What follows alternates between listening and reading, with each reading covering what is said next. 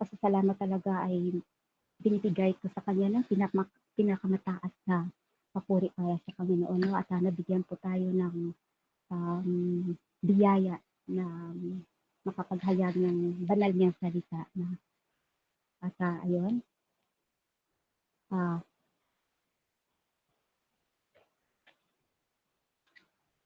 ayun. So, ang talata natin sa gabing ito ay makikita sa Mateo 16, chapter 13, verse 20.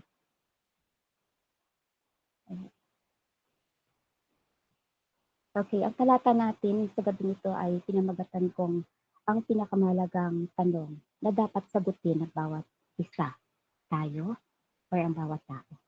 Bakit?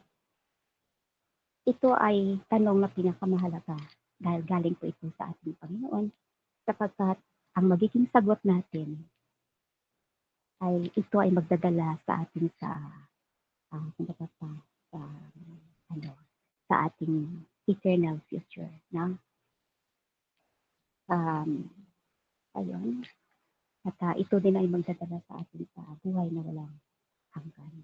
So, ang Book of Mateo ay sentro po ito sa lahat ng talata na sa bagong tipan.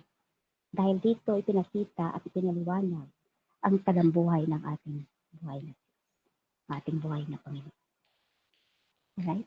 So bago po tayo mag-start, medyo hindi ko maayos yung notes ko kasi grabe yung struggle namin ng internet namin, no? So, last pa yung busy na schedule ko. So, ayun. So, bawat isa ay alam ko na may mga karagdagan. So, praise the Lord. So, bago po tayo mag-start sa ating talata, madalangin po tayo. Ama naming makapangyarihan, sinasamba at pinupuri, nilawalhati po namin ang iyong banal na pangalan, Panginoon. Lekad, sa katotohanan, at sa Espiritu, Father. Panginoon, na malapit po kami na may pagpakumbaba sa inyong banal na panin. Salamat na marami, Panginoon, sa biyayang bigay mo sa bawat isa. Lord, salamat. Salamat sa mercy and grace, Father, Lord God, na binigay mo sa atin. Sa pagising pa lang namin, salamat sa bagong buhay o regalong bigay mo sa amin. Lord, sa gift of life, kasama ang aming buong pamilya. Salamat dahil may Diyos kami, ikaw, banal na Diyos, tapat. Ang biyaya mo, Panginoon, ay hindi nagmamali. Hindi mo kami, salamat, Panginoon, dahil hindi mo kami binibitiwan. Hindi po kayo napapagod sa amin. Maraming salamat, Father God, dahil may tinatawagin po kami, tatay na nakakaunawa sa amin. Lord, patuloy po kami, Panginoon, na nagpakumbaba. Linisin mo ang puso namin sa gabi ito upang kami maging karapat-dapat sa iyong harapan. Lord, tinataas po namin ang gawain na ito. Humihingi po kami, or ako, Lord, ng tulong sa inyo. Dahil hindi po sapat ang aking karunungan. Tulungan niyo po akong upang mapaliwanag ko po ng maayos ang banal mong salita sa gabi ito. At sa bawat salita na lumalabas sa bibig ko, Panginoon, ay hindi po magagaling sa kundi mula sa banal na Espiritu Santo.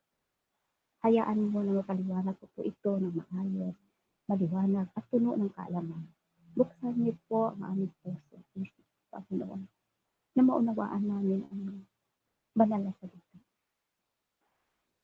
Lord, ikaw po ang aming Diyos na nagbibigay ng talino.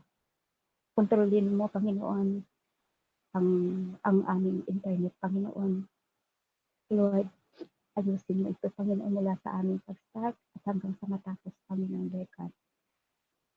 And Lord, parutin mo kami ng precious blood mo, Panginoon, Lord God, and I pray for the manifestation of the Holy Spirit sa puso namin, Panginoon, Lord God.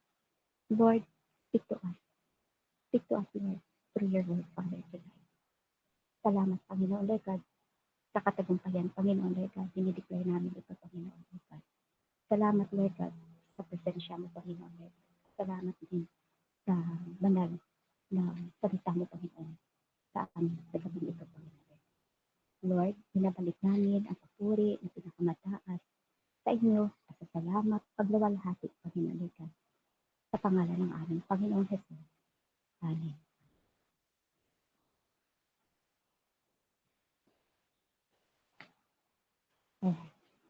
So, na tayo. Makita natin ang ating talata mula sa Mateo 16, chapter 13, verse 20. Basahin natin. 13. Nang dumating si Jesus sa bayan ng Sisaya ng Pilipos, tinanong niya ang kanyang alagad, ano ang sinasabi ng mga tao patungkol sa anak ng tao? At sumagot sila, ang sabi ko ng ilan, kayo si Juan de Bautista, ang sabi ng iba, si Elias, at ang iba, si Jeremias, o isa sa mga propeta lamang. Sinabi niya sa kanila, kayo naman, anong masasabi ninyo kung sino? Sumagot si Simon Pedro, kayo ang Kristo, ang anak ng Diyos na buhay.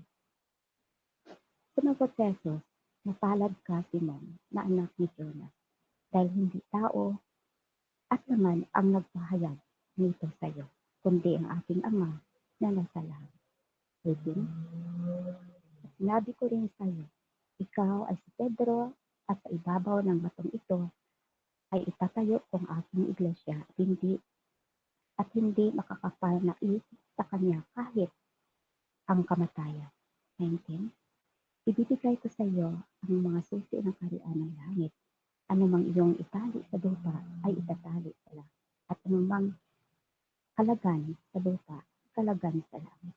Then, pagkatapos, ipinagbilin niya sa mga alagad na huwag nilang sabihin kanino man na siya ay Kristo.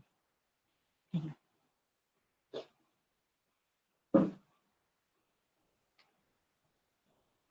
Ayan ulit, itong ating talata, no? Pinamagat akong pinakamalagang tanong na dapat natin sagutin bawat isa, including us.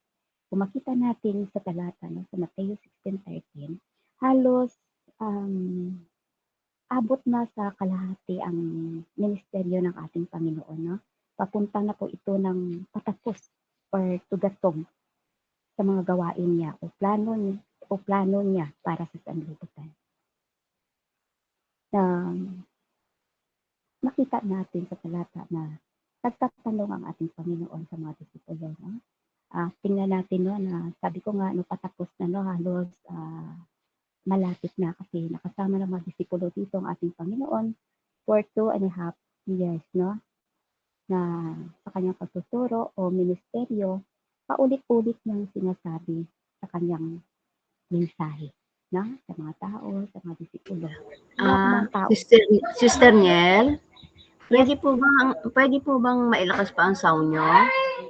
Ay, sakit. Mahina po kasi. Salamat. Mahina talaga ang boses. So, pasensya na.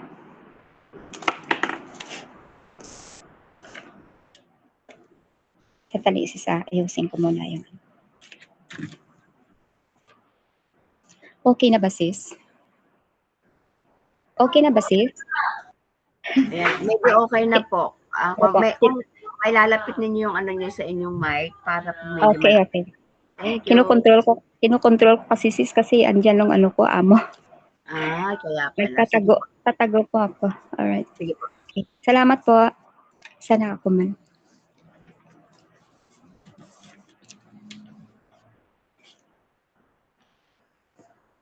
Okay, so sana nga ako na.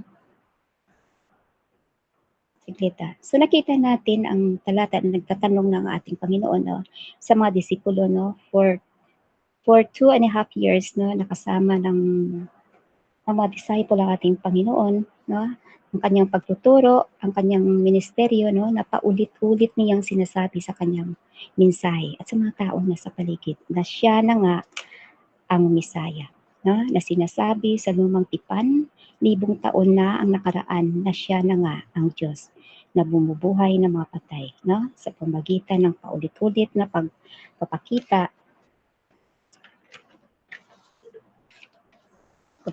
ng kanyang kapangyarihan na siya ang Diyos na lumikha mula sa wala. Na siya ang nagpapakain ng mula sa kakunting tinapay at isda. At ang mga mensahe niya na patungkol sa mga tao sa mga tao or hindi madla, kundi sa lahat ng mga tao na nagsisisi sa kanilang mga kasalanan. Amen. At hindi yun sa mga tao na gusto lamang siyang sundan. No? Ang mensahe ni Lord, sinasabi niya sa mga taong naniniwala sa Kanya. Hindi yung sa mga taong gusto lang kunin yung mga gusto nilang kunin like pagkain sa ating Panginoon. So, dito nakikita natin sa talata, no? Kumbaga pa yung iba ay benepisyo lamang na gusto nila na maibigay sa ating Panginoon. Kaya dito, lumalayo ang ating Panginoon sa maraming tao or madla, no? At siya ay pumupunta sa mga taong nakikita niya ang puso. Pero hindi po marami, no? Lumalayo na rin siya sa mga Hudyo, the chosen people, na kasi itong mga Hudyo, alam niyo na naman na sila yung mga pinili sana, no? At sila yung mga matatalino kasi hawak nila ang salita ng Diyos. Pero so sad kasi hindi po sila naniniwala. No? Alam nila kaso hindi talaga sila naniniwala. So yun, ayaw ni Lord na magstay sa kanila kasi yun nga, no, na ayaw nila mapakinggan at maniwala. So pumupunta ang ating Panginoon sa mga tao na nakita niya yung busilak ang puso at naniniwala sa lahat ng mga ginagawa niya at mga sinasabi niya ayon sa kanyang mensahe. Amen. Right. Dumadalas ang kanyang pagtuturo sa mga non-chosen people or kumbaga pa, ayun nga, no, na tayo yun. Or mga tao na siyang nakikinig sa kanya. At ito ay, itong mga tao na ito ay mga Hintil or Gentiles. At kasama tayo doon, no, mga sister. Isa po tayong nabigyan ng biyaya ng Panginoon at naabot po tayo ng biyaya ng Panginoon, no? Dahil sa mga ninuno natin, dumating ang biyaya ng Panginoon sa atin. At yun, nabigyan tayo ng biyaya na malaman na may Panginoon tayong Jesus na handang magbigay ng buhay at kaligtasan para sa atin. Ayan. So dito, lumalapit ang Panginoon sa mga taong mabababa lang. No? Hindi sa mga taong matataas. Kasi ang hirap po nilang abutin. No? So dito po ng mga matatalino yan sila yung napili at sila yung mga, yun yung sabi ko nila, hawak ang mensahe ng Panginoon pero walang gawa. Walang paniniwala at pananampalataya. So nakikita natin na andito yung pagmiministro ng ating Panginoon, no? Na halos ipinakita niya na ang lahat ng kanyang ginagawa. No? Kaya sa lahat ng mga ginawa ng Panginoon at halos malawak na ang pagkasama ng mga tao na ito, lalo na sa mga disipulo, yun nga itong time na to na nagtanong na ang Panginoon, sino ba ako? Ayon sa mga ibang tao. Okay. So, ang sinabi ng mga disciple,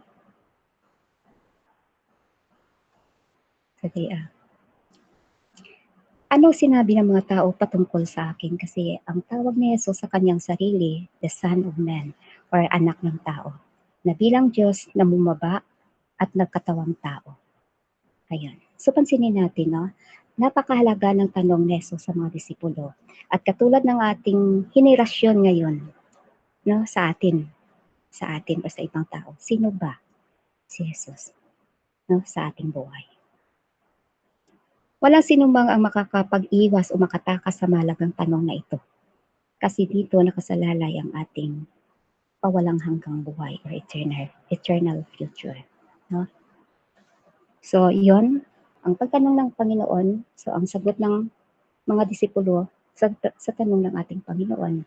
No? Sagot ng mga disipulo sa tanong ng ating Panginoon, sino ako ayon sa inyo? No? Sumagot,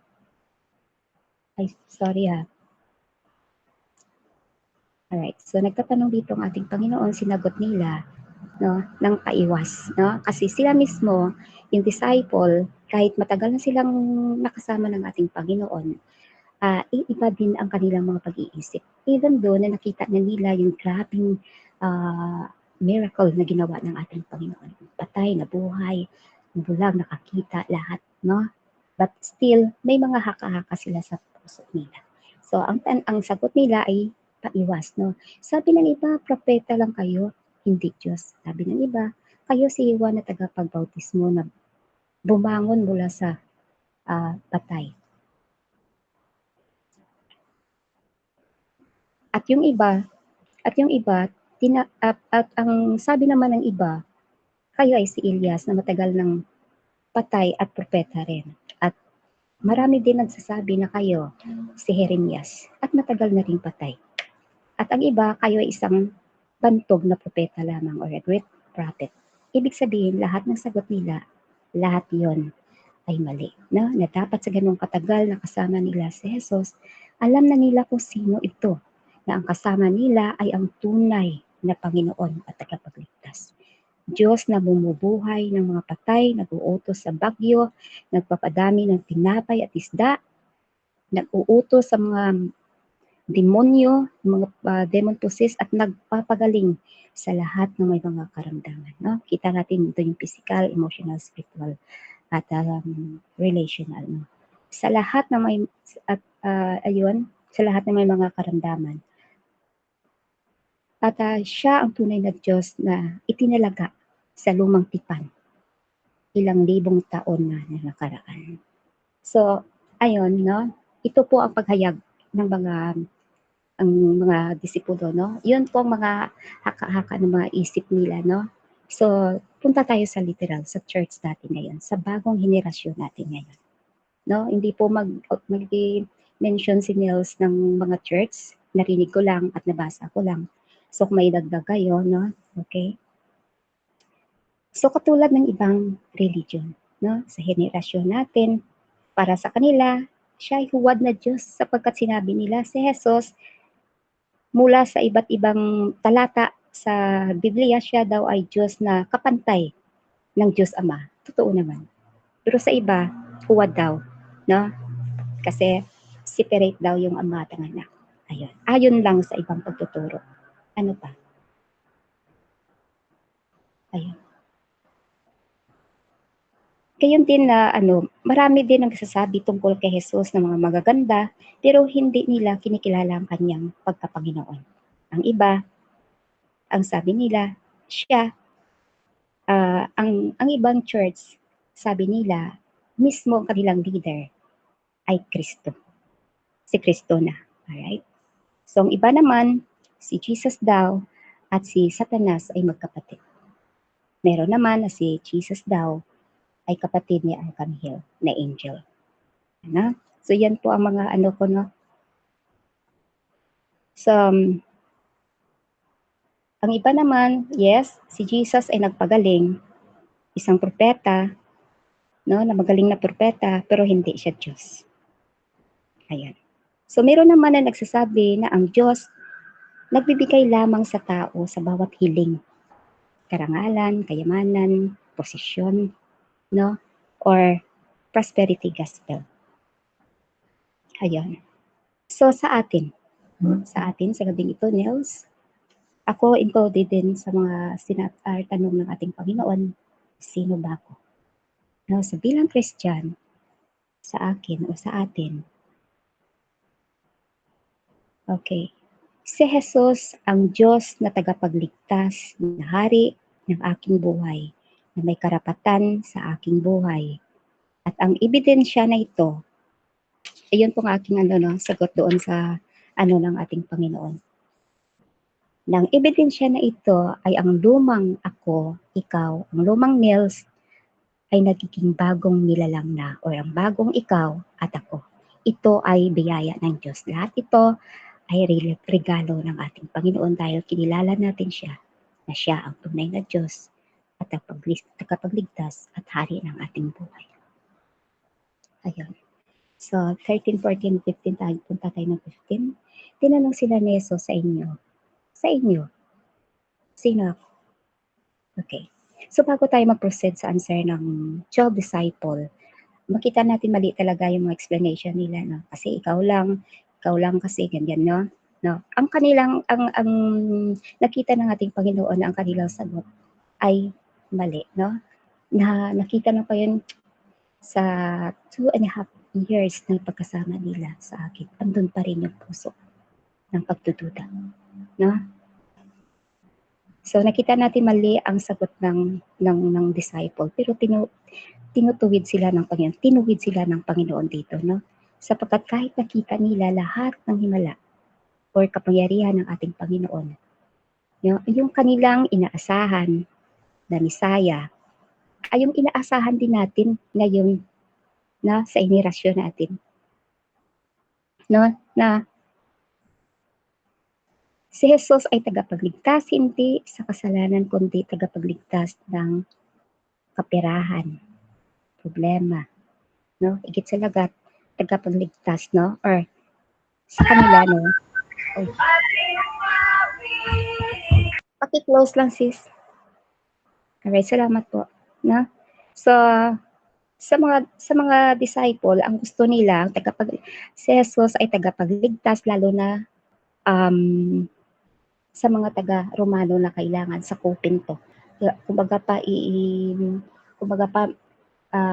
daigin ng Panginoong Hesus ng mga Romano na ito. Yun talaga ang isip ng mga disciple, no. Kumbaga pa ina-imagine nila na itong Panginoon na sinasama nila ay powerful, kayang lupigin ang lahat ng mga lalo ng mga leaders kaya, pero hindi po, no. Kasi makita natin yung karakter ni Lord, masyado po siyang napaka-humble po siyang Diyos at mabait na Diyos, no. Pero at nakita nila na walang ginawa si Jesus, no, sa mga Romano na gusto talaga nilang lupigin, kaya doon nag-start yung pagdududa, no? At kahit si John the Baptist ay nagdududa din, no? Kasi sabi ni John the Baptist, bakit ako nakulong? Akala ko ba, ayan, no? Pero ayun, tinuwid talaga sila ng Panginoon. So, sa atin, katulad din natin ngayon, no? Ang ating Panginoon minsan, no, kung ang mga disciple at si John the Baptist ay nagdududa, tayo din nagdududa.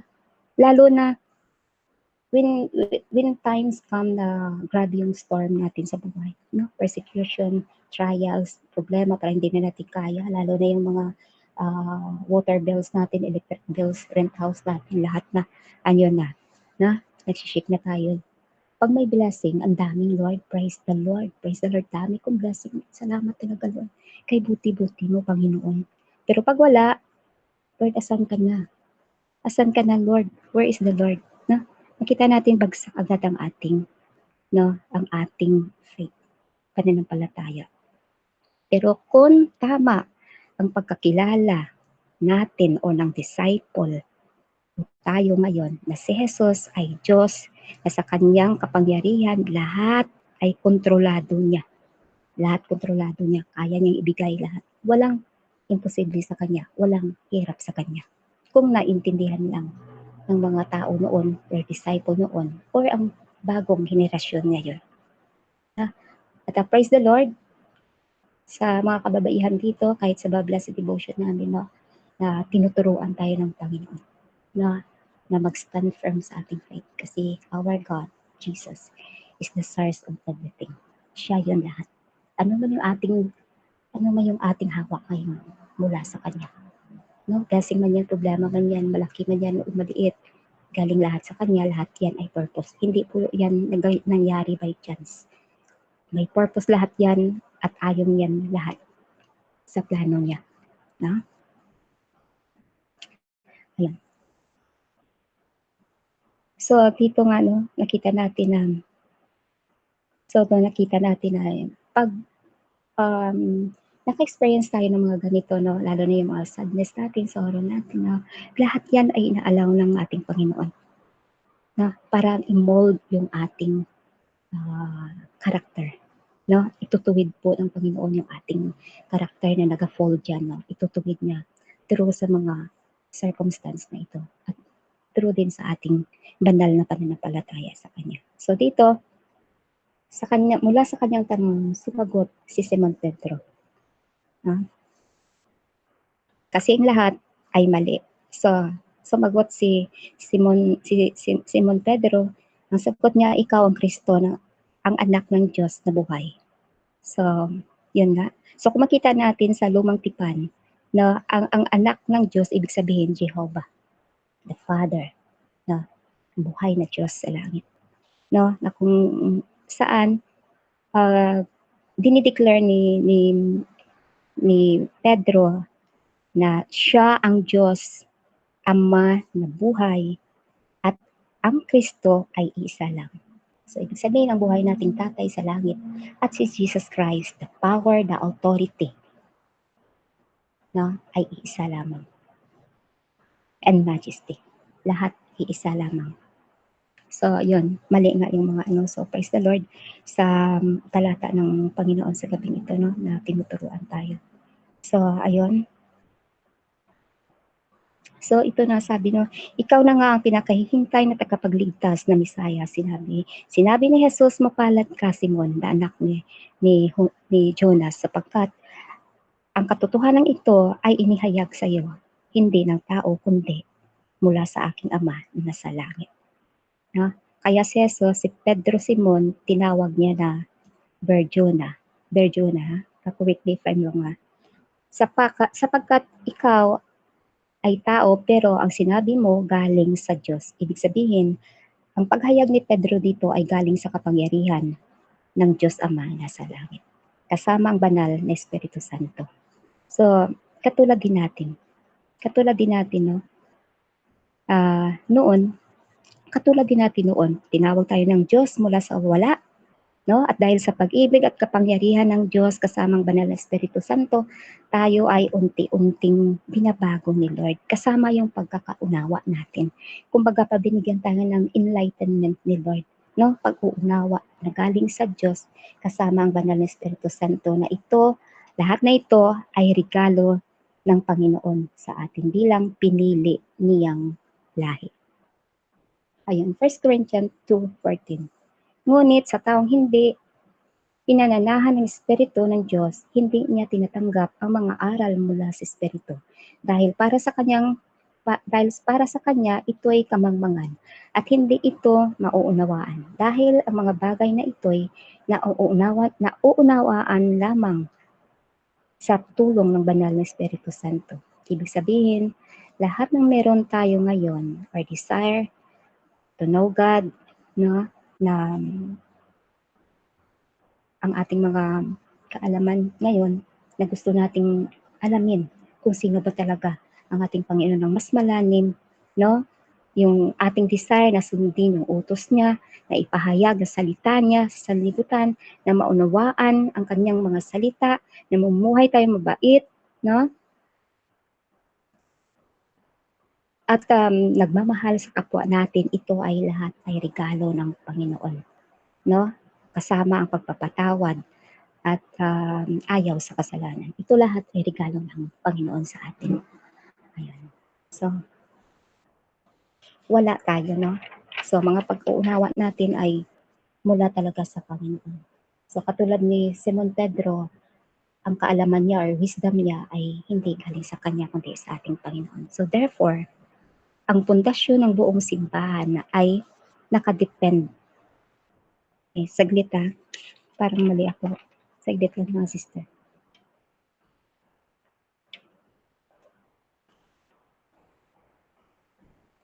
Ay, nag-jump ako. Ayun. So, ayun, 17, sabi pa nga, no, ikaw ang Kristo, ang anak ng Diyos na buhay. Yun nga ang sabi ng ating Panginoon, mismo ang aking Ama ang nagbigay sa iyo niyan or nagpahayag sa iyo niyan. So, sinasabi ko sa iyo, ikaw, Pedro, sa ibabaw ng batong ito, ay itatayo ko ang aking iglesia at ang pintuan ng daigdig ng mga patay ay hindi magtatagumpay laban sa kanya. Dito ay pinakita ang pangalan ni Pedro sa Greek word. Si Pedro or Peter ay isang small stone, no? Maliit siyang bato. At yun nga, no, ayon sa mga matatalino, itong talata na ito ang ginamit na pundasyon ng mga ano, yung ibang reliyon katulad ng Catholic, no? Catholic Church, no? Ito ang talatang ito ay ginamit nila na bilang pundasyon na kung bakit ang Santo Papa ng Roma ay naging pinuno ng simbahan ng Katoliko. At ang sabi ng Catholic Church, si Peter ay ang unang Papa or Pope, no? Na ito nga yung sinabi nga yung Papa ay nagiging yung si Peter ay nagiging Papa the Pope, no? Diyan sabi pa nga dito na ito diyan itatayo ang pundasyon ng simbahan. So dito nagsalita na ang Pope na pag once I mean nagkaano ako sa akong notes, sorry, no? So ibig kong sabihin ng talata na ito na sinabi ng Panginoon na sa ibabaw ng batong ito itatayo kong aking iglesia at ang pintuan ng daigdig na patay na iyon sa ang bato na ito, no. So itong talata na ito kinuha po ito ng Catholic Church, no. At ang kanilang pundasyon ay nagiging ang Papa na akala nila si Peter, yung unang Pope sabi nila ay si Pedro, no. So therefore sa Catholic Church pag nagsalita at umupo na ang Papa, no, lahat ay sumasamba parang Diyos. At ang lahat ng mga lahi ng mga Katolik na ito ay sumusunod, sumasamba. So, ito nga, no, yun ang pagkakaano nila, pagkakaintindi nila sa ano nito, sa talata na ito, no. So,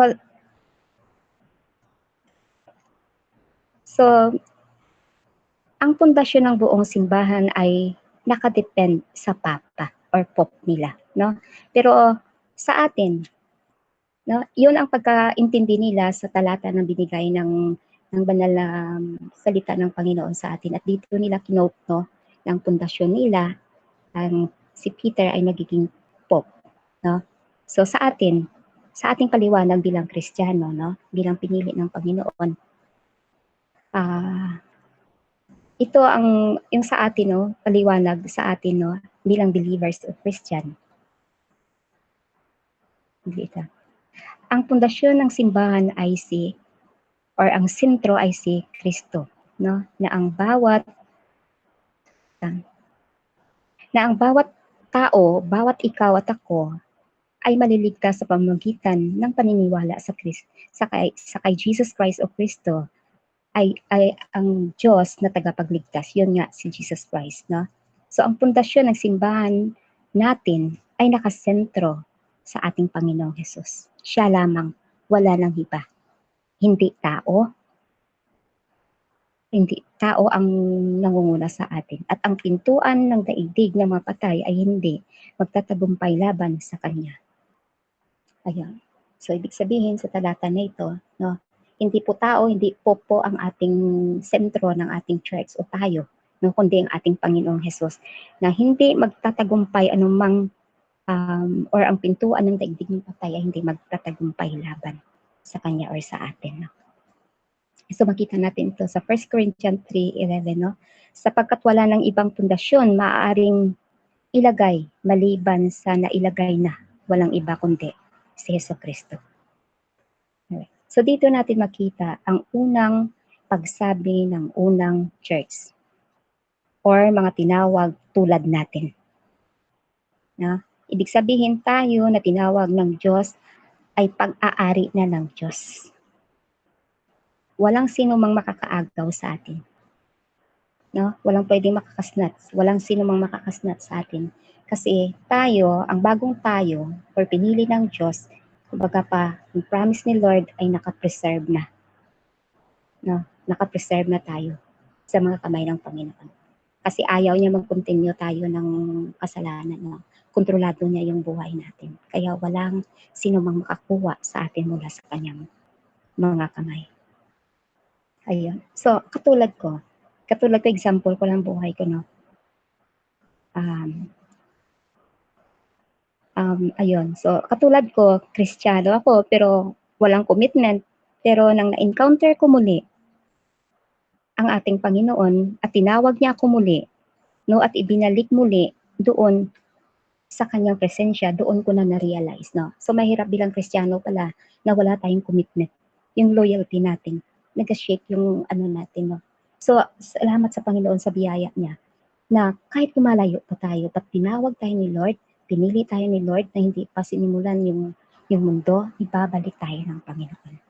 Na doon ko na-realize na kailangan ko pala ang tagapagligtas, no? Kahit Kristiyana ako, pag wala pa lang commitment, tagilid pa rin. So kailangan taglay talaga natin itong commitment ng loyalty natin, ang pagkakilala na kailangan natin ng Diyos at tagapagligtas sa buhay natin. So ayun. So yun nga, na tayo tinawag, so at ligtas na, so kailangan araw-araw ay kailangan mamuhay tayo ng maayos, mabait, sa biyaya ng Panginoon, magmahal sa kapwa, at ang ating first priority or top priority ay ang ating Panginoon. Hindi man tayo perfect. Walang perfecto, no? Ngunit nagpapatuloy para lumago para sa Panginoon.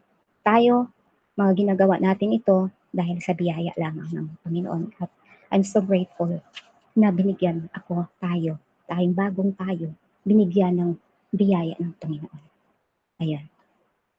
So dito, pinakita na, hindi ko na binabasa yung yung number ng natin, no, kasi 13 to 20. So sabi pa dito, ang pintuan ng mga patay ay hindi magtatagumpay.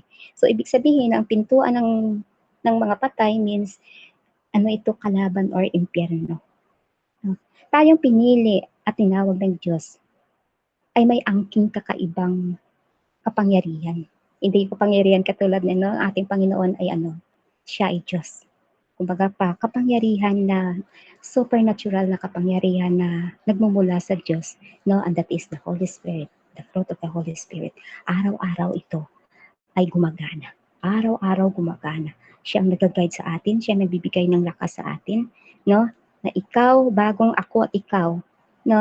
Sabi ko pa nga sa inyo kanina pa, nga yakap na tayo ng Panginoon, na preserve na tayo ng Panginoon, kasi ayaw ng Panginoon na maging aligamgam po tayo, no? Na hindi man tayo perfecto, pero salamat dahil andun yung biyaya ng Panginoon sa atin.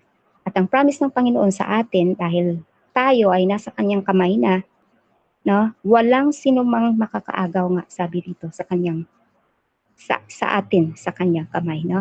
Ibig sabihin, ang bagong tayo or tinawag ng Diyos, umaabante. Umaabante po tayo. Ang salita ng Diyos na hawak natin umaabante. Tayo ay umaabante. No? Dahil may Holy Spirit po tayo. No? Even in times of storms or trials or problem, no, umaabante pong salita ng Diyos. Walang sinong makakastop ng salita ng Diyos or mga tao at pinili ng Panginoon. No? Mula noon hanggang ngayon, namamatay-matay ng lahat, no? Pero andun pa rin, hindi po mapipigilan. Isang organisasyon na ginawa ng Panginoon, no, na matibay, na tinawag ng Diyos. Okay? Or lahi na tinawag ng Panginoon. Na para yung buhay natin, umpisa sa buhay natin, yung regalong bigay ni Lord sa atin, dahil pinili tayo at binigyan ng bagong ikaw at ako, kailangan mo reflect po ito sa mga tao, pamilya, kapatid, mga friends natin, no? At tayo ay ginagamit ng Panginoon bilang daluyan ng kanyang pagpapala. At dahil din sa atin, no, at sa biyaya ng Diyos, ito din isa sa ating mga kapakanan or galing sa Diyos ay kapakanan na tayo maging blessing na ang tao ay ma-restore pabalik sa ating tatay sa langit, no? Ayun. At makita natin, walang sino mang makakapigil. Ang organisasyon or tinawag ng Diyos at binigyan ng bagong ikaw ay lumalago, dumadami, umaabante hanggang ngayon. Kung makita natin, ang dami na po natin. Kasi yan din sa isang mga tagna ng Panginoon, ng lahat ng tuhod ay luluhod. Lahat ng lingwahe or bansa o nasyon ay luluhod at ang lahat ng mga labi ay magpo-proclaim that Jesus is the King of Kings and the Lord of Lords and our salvation. Ayun. So 19, ibibigay ko sa iyo ang susi ng langit or kaharian ng langit. At kung ano ang ipinagbawal mo sa lupa at ipagbawal sa langit, at kung ano ang ipahintulot mo sa lupa, ipahintulot mo sa langit. Ibig sabihin nito, ito ay ang pamamalakad ng simbahan. No? Ang pagpapahintulot mula sa lupa at sa pahintulot mula sa langit, ibig sabihin, ang susi ng kaharian ng langit ay ibibigay sa atin dito sa simbahan. So ano bang ibig sabihin nito? Ano ba, paano ba tayo makapasok sa kaharian ng langit? Sino bang susi ng langit? Diba? So yon, no other than is our Jesus Christ, our Lord, na our Savior. Kaya kung nag-share po tayo ng salita ng Diyos, ng gospel ng Panginoon, hawak natin, i-share po natin ito. Na? Kasi ito po, isa po ito sa pinaka-plano ng ating Panginoon, kaya nga tinawag tayo. No? To share the salvation, to share ang kaligtasan, the gospel. No? Halimbawa, no? May kapitbahay kang masungit, no? Madamot. So ngayon, dahil nga andun yung regalo mula sa Diyos, no? Na yung desire mo, na gusto mo din i-reflect yung binigay ni Lord na regalo mo sa Kanya. So, kailangan na maging blessing nga tayo, magkipagkaibigan tayo, no? Yung pagmamahal natin, pero kailangan sincere po tayo sa ating mga ginagawa. Kasi ang Diyos ay tumitingin sa ating puso. So yun, so tayo dahil tinawag tayo yun nga, no? Na ang susi kailangan maipasa po natin sa lahat ng tao, sa lahat ng maabot ng mga mata natin, maabot ng mga kamay natin, sa paligid lang. Hindi man siya malayo, pero hanggat ng natin, no? Maabot natin, no? Marami po. No? Kung saan tayo pupunta, pwede ko natin ipasa ang susi ng langit. No? Lalo na sa mga taong talagang ayaw talaga. No? Yun lang pagmamahal na sincero, ipapakita natin. No? Para maipasa po natin, no? Ang susi ng langit sa kanila. No? Kasi gagamitin po tayo ng Panginoon natin. So, ayun, at para din makatanggap sila ng kaligtasan mula sa langit. So, kung ano ang pinapahintulot mo sa lupa, pinapahintulot mo sa langit.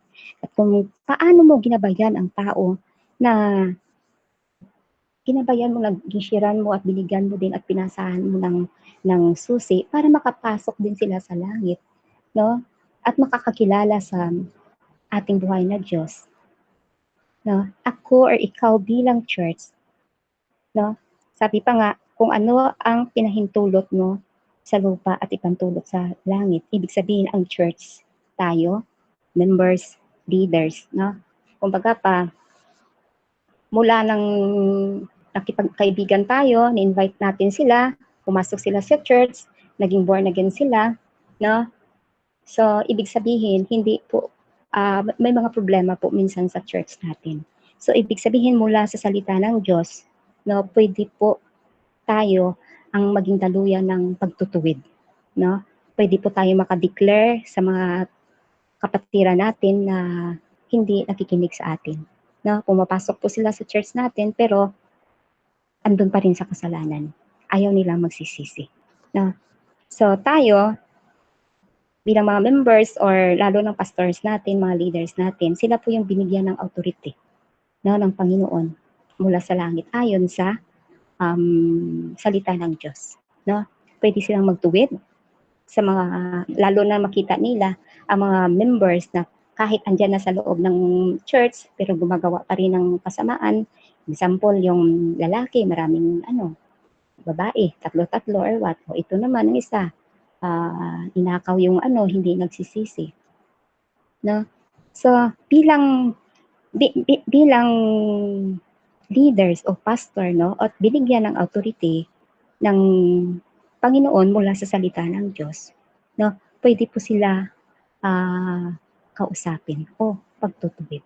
No? Pag hindi makinig, hindi magsisisi, pwede po tayong magdala ng isa pa o dalawa.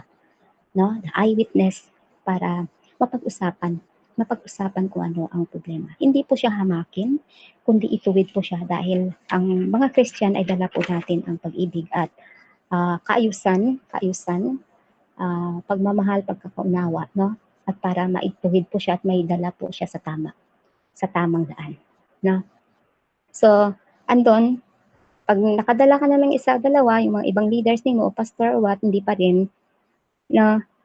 So, pwede po madala ito sa congregation. Na sabihin na ayaw niyang maituwid, ayaw siya magpatuwid, ayaw siya makinig. Actually, gusto namin na ituwid siya kasi mahal natin ito, no? Pero yun nga ang sabi, na may mga tao talaga sa church na ayaw bitiwan ang napakasarap na kasalanan. So, nasa atin din yan kasi may mga pastor po tayo o leaders na nagtutuwid sa atin. At ang pinakadelikado sa Kristiyano ay yung nakaupo, pumapasok sa church, nakikinig, pero walang pagbabago. Na? So, yun pong pinakadelikado sa atin. Katulad yan na, nakikinig lang tayo, pagkatapos wala na. Ibig sabihin, hindi dumating sa puso, hanggang sa tainga lang siya lumabas, hindi pumasok or hindi tumagos sa puso. No? Ibig sabihin, walang action, walang pananampalataya, walang desire na sumunod sa utos ng Panginoon. At isabi ang nais ng Panginoon sa kapwa niya. So ito ay pinakadelikado talaga. So makita natin yung mga pastors, no? Hindi po basta-basta ang mga kalagayan ng mga pastor natin. At ang church ay namimili talaga, lalo na sa mga pastors na pinagkakatiwalaan ng church. Pastor na andun yung malalim na relation sa Panginoon. Andun yung banal na takot. Andun yung banal na pagsunod. Andun yung banal na pagbabasa at pag-absorb at pagnguya ng salita ng Diyos. Hindi po basta-basta lang na ang pastor natin ganyan-ganyanin lang natin. No? Kasi mahirap po sa kanila. Maghirap din sa kanila ang magtuwid sa mga members natin. So, dahil ang pastor natin ay ayun, no? Sila din ang binigyan ng authority ng Panginoon mula sa salita ng Diyos. Kaya yun nga, bigyan din natin pansin yung mga pastor natin, no? Lalo na tayo ay pinupuntahan at tinutuwid at ninadala po tayo sa maayos. At ayun, at kailangan yung pastor na naka-assign sa church dahil may authority sila, ang kailangan din na ilagay natin ay yung talagang may gamot na, or kumbaga pa andun na yung root, no? Andun yung regalo na na-absorb ng Panginoon, no?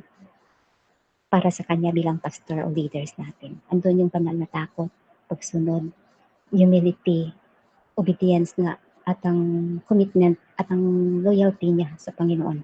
Andun kasi ang ating pastor o leaders na nagtutuwid sa atin ay hawak niya ang susi ng langit or kaligtasan na siya ay sa pamamagitan niya, ginagamit siya ng Panginoon para makapagsalita at para ma-restore, no? Para maituwid at ma-restore yung ibang tao, no? At maibalik sa ating tatay sa langit. Ayan. So 20 na tayo. Huwag mong ipagsasabi, no? Sabi pa nga ng warning dito si Lord na huwag ninyong ipagsasabi, no? Kasi ang purpose ni Lord, pag nalaman ng mga tao na siya ay tagapagligtas at Diyos, no? Maraming tao ang gusto siyang patahin. No? Tinutugi siya, binabantayan siya, pinipersecute pa nga siya, no? Hindi, walang respeto. No? Kaya nga gusto ni Lord na ikip muna ito, lalo na sa mga Hudyo, lalo na sa mga matataas na pari sa temple, no? Kasi ang kanilang pag-iisip, no, kailangan patayin na to, kailangan na to, kasi gusto niya pang tabunan yung kapangyarihan natin, gusto niya tabunan yung kapangyarihan ng mga Romano, no? Sinungaling siya. Yun talagang mga nila, no, na yung mga haka-haka nila, no? So, ang kay Lord Jesus, ayaw niyang malaman, hindi dahil takot siya, dahil gusto niya na magawa muna ang kanyang plano sa tamang oras at sa tamang araw. No? Kasi dito, inihanda na ng Panginoon ang mga tao or yung mga disipulo niya, no, sa yun nga, ang gospel na ibabahagi, no? Kailangan mayroon silang kakayahan, at katalinuhan, ayun, yung desire sa puso nila. Yun talaga ang ano ni Lord, mga criteria niya na gusto sa mga taong pinili niya. And this is the 12 disciples, sila pong pinaka, no? Kasi kung makita natin, yun nga, binawalan sila ni Lord na ayaw kasi hindi pa oras, wala pang time. Piniprepare ko pa yung mga tao at hindi po sila marami. Kasi maraming hindi naniniwala at hindi tumanggap sa Kanya. Ayun, bihira lang talaga. So, sa atin, at dito sa talata natin, no? So, sana naintindihan nyo si Nels, no? Kasi hindi ko talaga siya na ano kasi nga gawa ng aking internet. But praise the Lord, no? So, sa ating talata, ang mensahe ni Jesus, no? Sa atin at sana sa kanila noon, no? Lalo na sa mga pari na non-chosen people, no? Na sana, no? Magsisi sila at isuko ang kanilang buhay sa totoong at tunay na Diyos. No? Kasi ayaw ni Lord na ayaw ni Lord na ang ibang tao, halos mga tao, ay kikilalanin lang siya dahil sa kayamanan. Ang gusto ni Lord na ma-restore lahat ang tao sa mundo. Kaya nga, no, mula sa maliit, na tinipon ni Lord, na bigyan niya ng regalo, binigyan niya ng kakayahan, no, to preach the gospel yung iba, pinatay pa at yung nagkalat sila, mula sa maliit, dumami ng dumami, hanggang dumami na hanggang ngayon. So ito nga, no, ang organisasyon na ginawa ng Panginoon, na walang sino mang makaka-stop. Kasi nasa, natagna na buong, yun nga ang sabi na, lahat ng bansa o lingwahe ay luluhod. At ang lahat ng mga labi ay masasabi na siya is the King of Kings and the Lord of Lords. So, ang mensahe ng Panginoon ay ang kaligtasan. At kililanin siya talaga na siya ang Diyos, siya ang tagapagligtas, siya ang hari ng buhay natin. At ang proof natin na talaga na tayo ay nasa Kanya na, ay yung binigyan niya tayo ng bagong ikaw at bagong ako. Ayun, let's pray. Sana na may naunawaan kayo mga sister, sa kay Sister Nels. Nalito yung Sister Nels kasi hindi po maganda yung internet ko. At hindi ko nakita yung mga masyado yung i-search ko, no?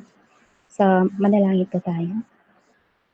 Ama namin nasa langit, Panginoon, patuloy kami lumalapit at papasalamat. Pinupuri po namin kayo, Ama, Panginoon. Salamat kay buti-buti mo, Panginoon, sa amin. Salamat, Lord, sa katapatan, mga tulong mo sa amin, Panginoon.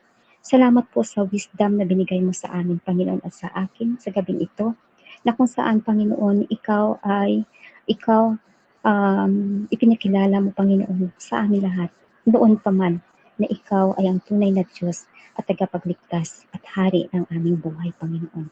Na kami ay tinawag mo ayon sa plano mo, Panginoon Lord God.